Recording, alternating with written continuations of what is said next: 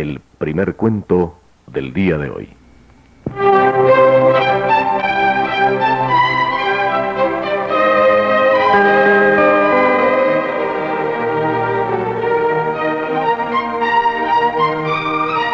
Todas las tardes, al volver del colegio, tenían los niños la costumbre de ir a jugar al jardín del gigante. Era un amplio y hermoso jardín con un suave y verde césped. Brillaban aquí y allí lindas flores entre la hierba como estrellas, y había 12 melocotoneros que en primavera se cubrían con una delicada floración blanquirrosada y que en otoño daban hermosos frutos.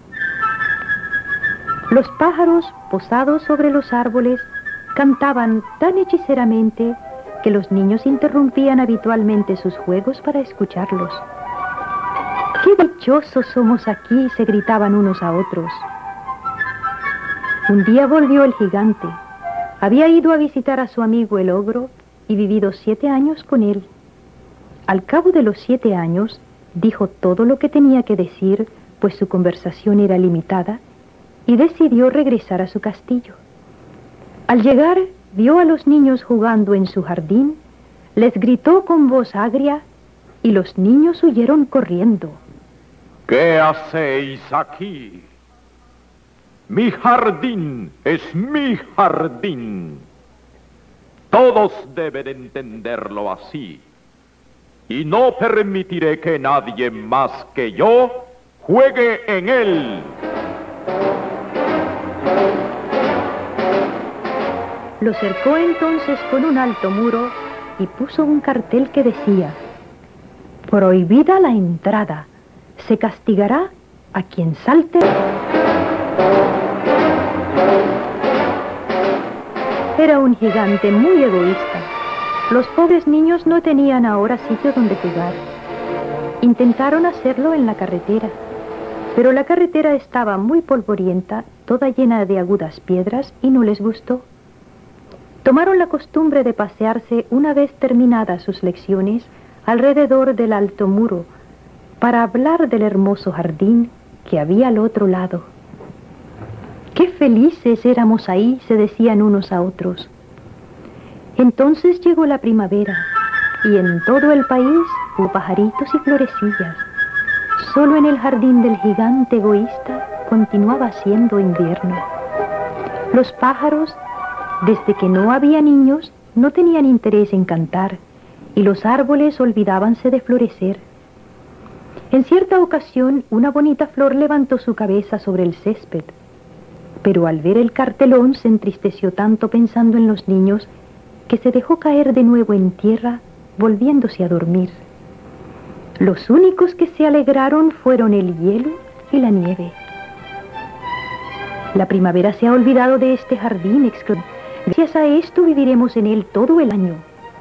La nieve extendió su gran manto blanco sobre el césped y el hielo pintó de plata todos los árboles. Entonces invitaron al viento del norte a que viniese a pasar una temporada con ellos, y él vino. Estaba envuelto en pieles y bramaba durante todo el día por el jardín derribando chimeneas. Este es un sitio delicioso, decía. Diremos al granizo que nos haga una visita.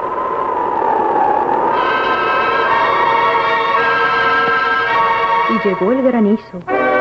Todos los días durante 3 horas tocaba el tambor sobre la techumbre del castillo hasta que rompió muchas tejas, y entonces se puso a dar vueltas alrededor del jardín, corriendo lo más deprisa que pudo.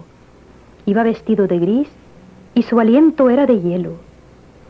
El gigante egoísta, cuando se asomaba a la ventana y veía su jardín blanco y frío, decía: no comprendo por qué la primavera tarda tanto en llegar. Espero que cambie el tiempo. Pero la primavera no llegaba nunca, ni el verano tampoco. El otoño trajo frutos dorados a todos los jardines, pero no dio ninguno al del gigante. Es demasiado egoísta, dijo. Y era siempre invierno en casa del gigante, y el viento del norte, el granizo, el hielo y la nieve danzaban en medio de los árboles. Una mañana, el gigante, acostado en su lecho pero despierto ya, oyó una música deliciosa. Sonaba tan dulcemente en sus oídos que le hizo imaginarse que el rey de los músicos pasaba por allí. En realidad era un jilguero que cantaba ante su ventana, pero como no había oído a un pájaro en su jardín hacía tanto tiempo, le pareció la música más bella del mundo. Entonces, el granizo dejó de bailar sobre su cabeza, y el viento del norte de rugir, y un perfume delicioso llegó hasta él por la ventana abierta. Creo que ha llegado al fin la primavera. Y saltando del lecho, se asomó y miró afuera. ¿Qué fue lo que vio? Vio un espectáculo maravilloso. Por una brecha abierta en el muro, los niños habíanse deslizado en el jardín, encaramándose a los árboles. Sobre todos los árboles que alcanzaba él a ver, había un niñito, y los árboles sentíanse tan dichosos de sostener nuevamente a los niños que se habían cubierto de flores y agitaban graciosamente sus brazos sobre las cabezas infantiles. Los pájaros revoloteaban de unos para otros, cantando con delicia, y las flores reían irguiendo sus cabezas sobre el césped. Era un bello cuadro. Solo en un rincón seguía siendo invierno. Era el rincón más apartado del jardín, y allí se encontraba un niño muy pequeño. Tan pequeño era que no había podido llegar a las ramas del árbol y daba vueltas a su alrededor llorando amargamente. El pobre árbol estaba aún cubierto por completo de hielo y de nieve, y el viento del norte soplaba y rugía por encima de él.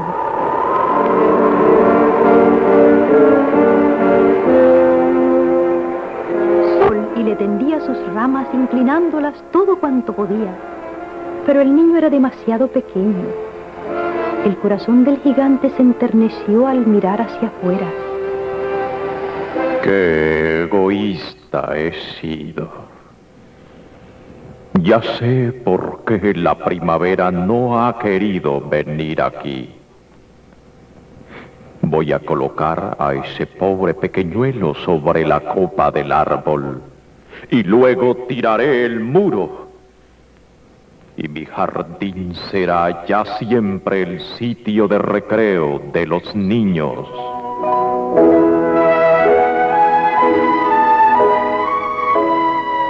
Estaba verdaderamente arrepentido de lo que había hecho. Bajó las escaleras, abrió nuevamente la puerta con toda suavidad y entró en el jardín. Pero cuando los niños le vieron, se quedaron tan aterrorizados que huyeron, y el jardín se quedó otra vez como en invierno. Únicamente el niño pequeñito no había huido, porque sus ojos estaban tan llenos de lágrimas que no vio venir al gigante. Y el gigante se deslizó por su espalda, le cogió cariñosamente con sus manos y le depositó sobre el árbol. Y el árbol inmediatamente floreció. Los pájaros vinieron a posarse y a cantar sobre él, y el niño extendió sus brazos, rodeó con ellos el cuello del gigante y lo besó. Y los otros niños, viendo que ya no era malo el gigante, se acercaron corriendo, y la primavera volvió con ellos. Desde ahora, este es vuestro jardín, pequeñuelos. Y cogiendo una hacha muy grande, echó abajo el muro. Y cuando las gentes pasaron al mediodía hacia el mercado, vieron al gigante jugando con los niños en el jardín más hermoso que habían visto nunca.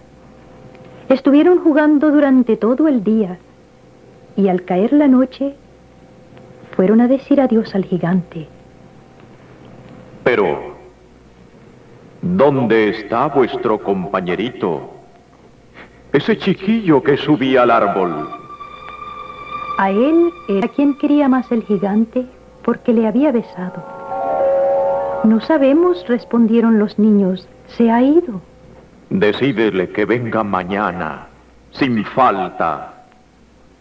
Pero los niños contestaron que no sabían dónde vivía y que no le habían visto nunca hasta entonces.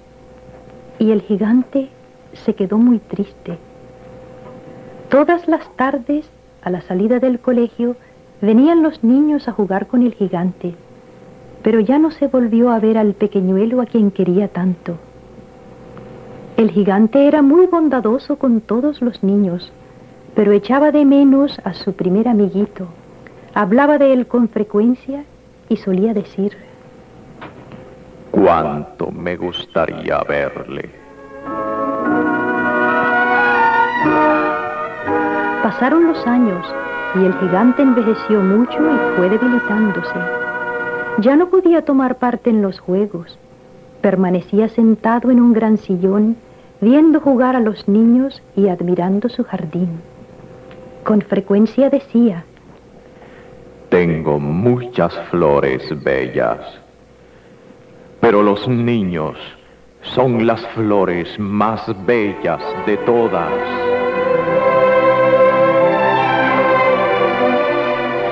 Una mañana de invierno, mientras se vestía, miró por la ventana. Ya no detestaba el invierno. Sabía que no es sino la primavera adormecida y el reposo de las flores. De pronto se frotó los ojos atónito y miró y miró. Realmente era una visión maravillosa. En el rincón más apartado del jardín había un árbol completamente cubierto de flores blancas. Sus ramas eran todas doradas y colgaban de ellas frutos de plata, y debajo estaba en pie el pequeñuelo a quien tanto quiso. El gigante se precipitó por las escaleras con gran alegría y entró en el jardín. Corrió por el césped y se acercó al niño, y cuando estuvo junto a él, su cara enrojeció de cólera y exclamó: ¿Quién se ha atrevido a herirte? Pues en las palmas de las manos del niño y en sus piececitos veíanse las señas de 2 clavos. ¿Quién se ha atrevido a herirte? Dímelo. Iré a coger mi gran espada y le mataré. No, respondió el niño. Estas son las heridas del amor.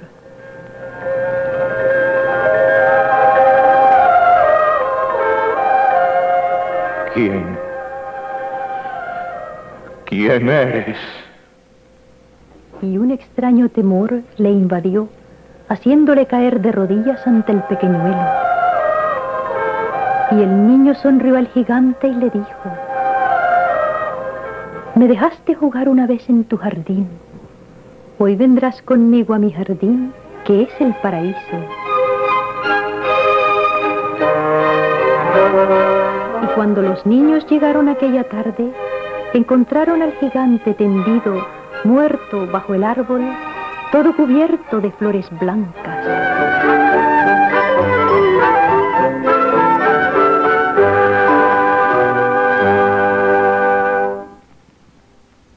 Hemos escuchado El gigante egoísta. El segundo cuento de hoy es uno que en mi casa nos contaban cuando estábamos chiquillos. Deja grandes enseñanzas y siempre nos gustó escucharlo.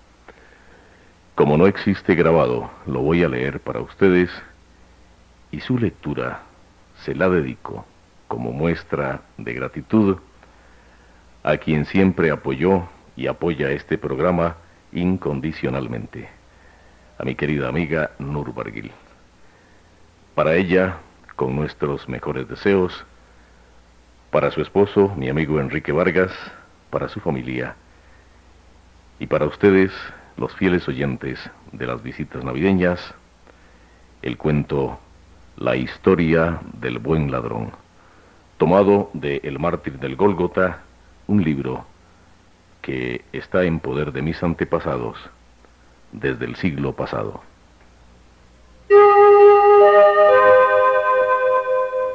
San Anselmo asegura que esto es historia y no leyenda, y que realmente sucedió cuando la Sagrada Familia huía a Egipto para escapar de los soldados del rey Herodes, a quienes se había ordenado decapitar a todos los niños de Belén menores de 2 años. Una noche cruda, fría y lluviosa, caminaban los santos esposos y el divino Jesús por un profundo y solitario barranco cuando San José, que iba adelante llevando la pollina del ronzal, se detuvo ante una voz áspera e imperativa que con brusco tono gritó desde el hueco de una peña: «¡Alto, o eres muerto!». José se detuvo asombrado. María se estremeció y, temerosa de que aquel hombre tratara de robarle a su hijo, procuró ocultarlo en el rebozo de su manto. Era la primera vez, desde su salida de Nazaret, que había visto interrumpido su misterioso viaje por la voz de los hombres. Antes que los viajeros se dieran cuenta de lo que les acontecía, se vieron rodeados por una multitud de hombres armados que fueron saliendo de entre las matas y las quebraduras del barranco. Los puñales se hallaban levantados sobre sus cabezas cuando San José, con una entonación dulce y suplicante, les dijo: «¿Qué malos han hecho esta pobre madre y su inocente hijo para que levantéis vuestros puñales contra ellos?». «Tienes razón, anciano», dijo una voz varonil. «Estos bandidos no tocarán ni un hilo de vuestra ropa. Me lo han jurado, y estoy seguro que ninguno de ellos faltará a su juramento, aunque los satélites del feroz Herodes les enseñaran una cruz clavada en el Gólgota». Dimas, pues él era el que había pronunciado las tranquilizadoras palabras, se abrió paso por entre sus compañeros y, acercándose a San José, que estaba absorto, sin despegar los labios, volvió a decirle: «Nada temas, anciano. Las canas de tu barba son una garantía para tu persona, y en cuanto a esa pobre mujer que oprime a su tierno infante, temerosa de que le ofendan, puedes tranquilizarla, que ningún riesgo corre entre nosotros. Si alguno se atreviera a ofenderla, mi puñal daría buena cuenta de él. Pero la noche es fría, y veo que esta infeliz se halla calada de agua. Toma, ofrécele mi matelot para que se abrigue». Y Dimas se quitó sin afectación el manto de pelo de cabra que llevaba sobre sus hombros y se lo entregó a José. «Oh, gracias, gracias, hombre bueno y caritativo. Jehová te premie en la hora de tu muerte como tú te lo mereces». Y José, derramando lágrimas de agradecimiento, cubrió a su esposa y al niño con la capa del bandido. «Ahora, buen viejo, síguenos con tu esposa. Mi castillo está cerca y creo que admitirás el hospedaje que te ofrezco hasta que se despeje la tempestad que aún muge sobre nuestras cabezas». Los santos viajeros aceptaron el ofrecimiento del bandido y algunas horas después se hallaban instalados en la cocina del castillo, donde Dimas hizo encender una fogata para que se secaran la ropa. El hospitalario fascineroso obsequió a sus huéspedes con una solicitud admirable. Sirvióles una cena abundante y por su misma mano les hizo 2 lechos formados de pieles de camello para que descansaran de las fatigas del viaje. Al dejarlos solos para que se entregaran al sueño, pidió permiso a la madre para dar un beso al niño. Y María le presentó a Jesús diciéndole: «Bésale, Señor, pues tú le proteges». Dimas imprimió un ruidoso beso en la frente del Mesías y luego, saliendo de la habitación con sus compañeros, les dijo: «No sé lo que he sentido en mi pecho al tocar con mis labios a ese niño, pero me parece que respiro mejor y me siento como si toda mi sangre se hubiera purificado». Poco después, todos dormían en el castillo. Tan solo las nocturnas cornejas revoloteaban sobre los bordes de las murallas y en las grietas de las rocas. Cuando a la mañana siguiente Dimas se encaminó a la habitación de sus huéspedes, la Santa Familia le recibió con una sonrisa de agradecimiento. El bandido hospitalario mandó disponer una abundante comida y suplicó a la Santa Familia que saliera a tomar el aire a la plataforma del castillo. «El día está hermoso», les dijo. «Subid conmigo para que vuestro hijo aspire este aire puro y fresco de la montaña». Los huéspedes siguieron a Dimas, admirados de la benevolencia del bandido. Dimas, fascinado ante la mirada de Jesús, no apartaba sus ojos de aquel hermoso niño. Viendo que nada le decían del motivo de aquel viaje, que les obligaba a caminar durante la noche, como gente perseguida por la ley, no quiso preguntarlo, respetando aquel secreto que no le revelaban. Llegaron a la muralla y trepando por una estrecha y empinada escalera, subieron a la plataforma del castillo. Dimas cogió en sus brazos a Jesús y asomándole por las troneras le enseñó unas ovejas que pasían junto a los fosos, diciéndole con afable y complaciente entonación: esas ovejas que pasen tranquilamente a la sombra de los muros son nuestras, y aquel cabritillo, blanco como la leche de su madre, es tuyo. Yo te lo regalo para que te acuerdes del hospedaje que te ha ofrecido el ladrón de los montes de Samaria. Jesús se sonrió como si hubiera comprendido aquellas palabras, y sus pequeñas y delicadas manos comenzaron a acariciar la crespa y larga cabellera del bandido. La tierna Virgen derramaba en silencio preciosas lágrimas de gratitud al contemplar a aquel hombre envuelto con las pesadas redes del crimen que con tanta benevolencia le trataba a su hijo. José, acercándose a Dimas, le dijo: si eres bueno, si en tu corazón no se ha extinguido aún el amor a los desgraciados, ¿por qué no abandonas esta vida de sobresaltos y de crímenes que podría llevarte a la perdición? Buen anciano, le contestó Dimas, enviándole una sonrisa, el camino del crimen es una pendiente muy resbaladiza, y cuando el hombre da el primer paso, le es imposible detenerse. Yo era bueno, los hombres me hicieron malo, y ahora ya es tarde. La Santa Familia permaneció en el castillo hospitalario hasta la caída del sol. Durante su permanencia fueron obsequiados por el caritativo capitán de una manera más que delicada. Cuando José se encaminó a buscar su modesta cabalgadura, un bandido, por orden de Dimas, la sacó del ronzal a la puerta de la fortaleza. Mientras José ayudaba a la Virgen a subir sobre la pacífica pollina, Dimas cogió al niño nuevamente en sus brazos. Jesús, como si hubiera querido despedirse del hombre que con tanta bondad le había recibido en su casa, rodeó sus brazos al cuello del facineroso. Entonces Dimas escuchó una voz dulce y melodiosa, como el sonido de un arpa aérea herida por el céfiro nocturno, que le decía al oído: tu muerte será gloriosa y morirás conmigo. Dimas quedóse absorto, demudado, como si del fondo de su sepulcro se hubiera levantado la voz de su padre. ¿De quién era aquel acento misterioso? ¿Quién había pronunciado aquellas palabras? El niño que tenía en sus brazos contaba apenas 4 meses. Dimas sintió que las fuerzas le abandonaban y, temeroso de que aquel misterioso niño se le cayera de sus brazos, fue a depositarle en los de su madre, que ya se hallaba montada en la pollina.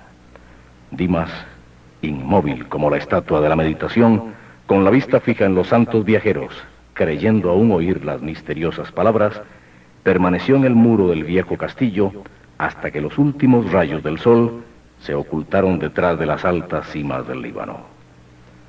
Dimas, siempre preocupado con aquel acento que no pudo producir otra lengua más que la de Jesús, viéndose rodeado de tinieblas y oyendo la voz de sus compañeros, que le llamaban para salir como de costumbre, extendió los brazos en dirección a la tortuosa senda por la cual habían desaparecido sus misteriosos huéspedes, y exclamó con fervoroso acento: «Oh tú, el más hermoso y bienaventurado entre todos los niños, si se ofreciese otro tiempo en que sea preciso tengas otra vez misericordia, acuérdate de mí». 32 años después, Cristo, sobre el Calvario, recompensaba con estas palabras la caridad hospitalaria del buen ladrón. En verdad os digo que hoy estarás conmigo en el paraíso.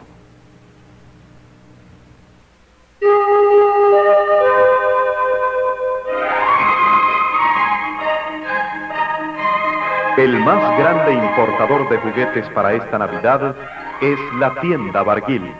Al visitarla, usted sentirá el ambiente navideño porque todos los pisos de su local están llenos de bicicletas, triciclos, velocípedos, bolas, muñecas, tambores, carritos y todo un mundo de preciosos y novedosos juguetes para todos los gustos y para todas las edades.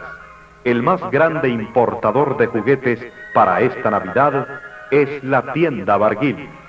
Barguil en Cartago, medio siglo ofreciendo más calidad a menos precio.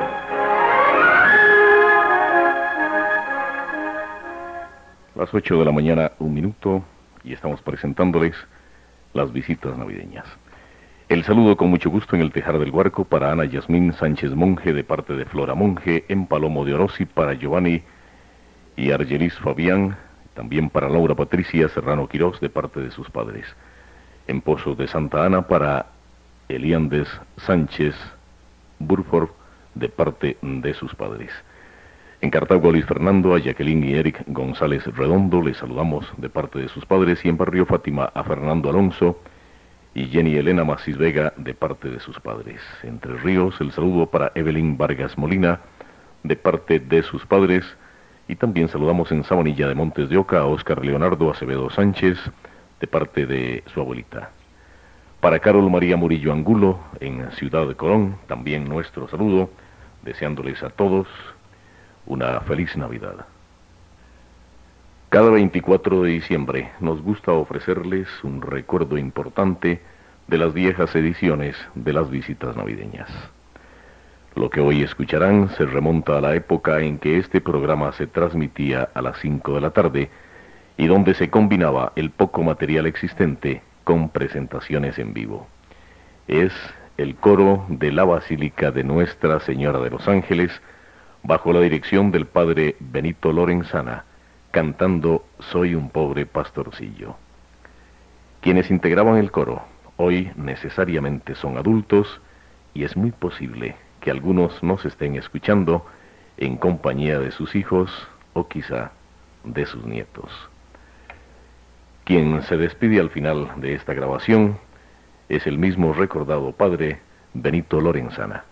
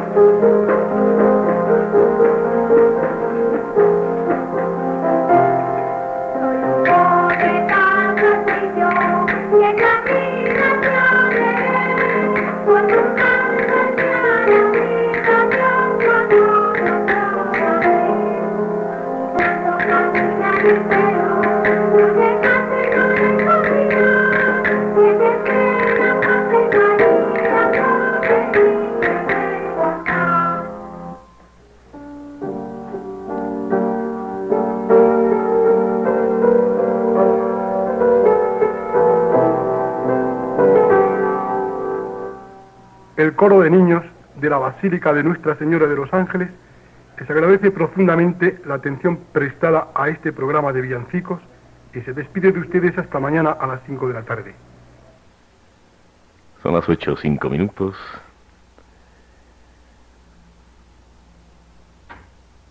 Y después de escuchar esta grabación que nos hace recordar épocas muy lejanas de las visitas navideñas, y con la nostalgia que por naturaleza embala si Dios no dispone otra cosa. Esperamos haberles acompañado, haberles entretenido